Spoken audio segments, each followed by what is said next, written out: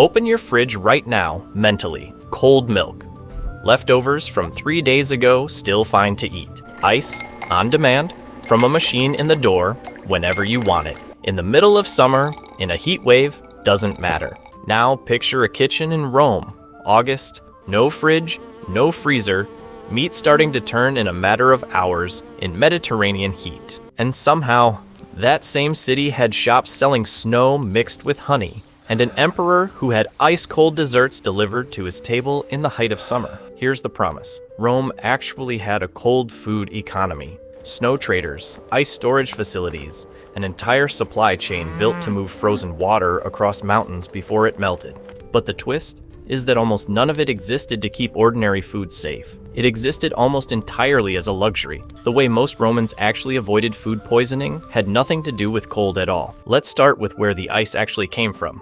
Rome sits nowhere near a glacier. So where did a Roman get ice in July? The mountains. Specifically, workers called Navarri spent winter months packing snow into deep pits, dug into hillsides, layered with straw and bracken for insulation, then sealed under wooden boards. The snow at the bottom of these pits compressed into dense ice under its own weight over the following months. As summer arrived, that ice was cut into blocks and hauled down by cart and donkey into the cities. At Pompeii, archaeologists have found evidence of dedicated shops that sold snow directly, mixed with honey, as a ready-to-eat treat, essentially an ancient snow cone stand, buried in ash along with the rest of the city. The ice at the bottom of a snow pit, more compressed and longer lasting, was sold at a higher price than the looser snow above it. Rome had, functionally, a graded ice market. For an emperor, this wasn't a treat. It was a logistics operation. The emperor Elagabalus, ruling in the early 3rd century AD, reportedly ordered snow hauled from the mountains to his villa in bulk during the hottest part of summer, an operation large enough to require entire trains of donkeys carrying it down in relays before it melted. In Rome itself, a facility near the Tiber River known as the Castra Peregrinorum is understood to have functioned partly as an ice depot,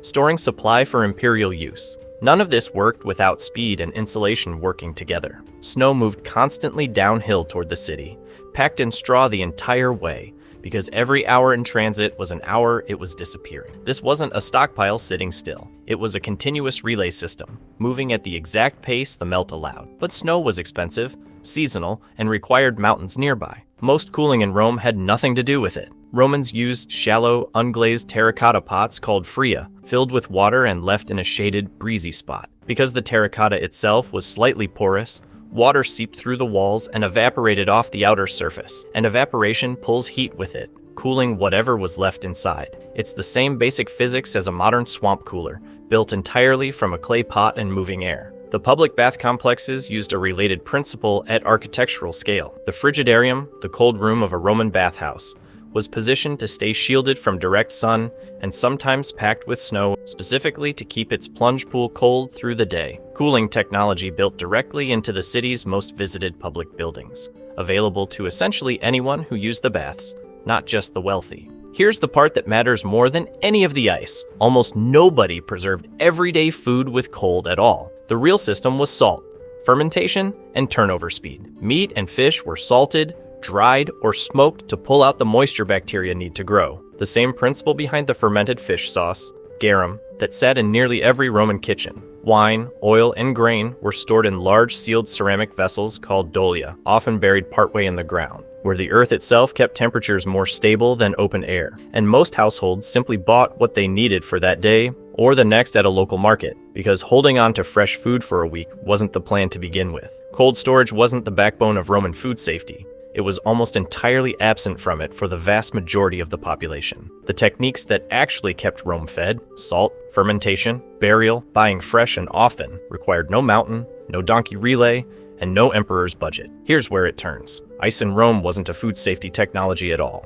It was a status symbol that happened to be edible. A wealthy Roman serving snow, mixed with honey and fruit, wasn't solving a preservation problem. They were displaying the fact that they could afford to move a piece of a winter mountain into a summer dining room before it disappeared. Meanwhile, the actual engineering that kept the empire fed, salt, fermentation, buried storage, daily markets, left almost no trace in the historical record because it wasn't glamorous enough for anyone to write home about. The cold food in Rome you'd actually recognize wasn't feeding the city. It was performing wealth for a very small slice of it. You open your fridge and take cold for granted on every single shelf, all year, for everyone in your house, regardless of income. That's not the Roman version of this story. That's the Elagabalus version, the version that used to require an emperor's donkey train and a mountain within reach. The Roman version most people actually lived with salt on fish, wine sealed in a buried jar, and dinner bought fresh that same afternoon because nothing was going to last until tomorrow anyway. No pit, no straw, no relay of donkeys required, just a system built around never needing the cold in the first place. The fridge in your kitchen didn't just replace ice. It replaced an entire way of thinking about food that most of Rome, most of the time, never had access to at all.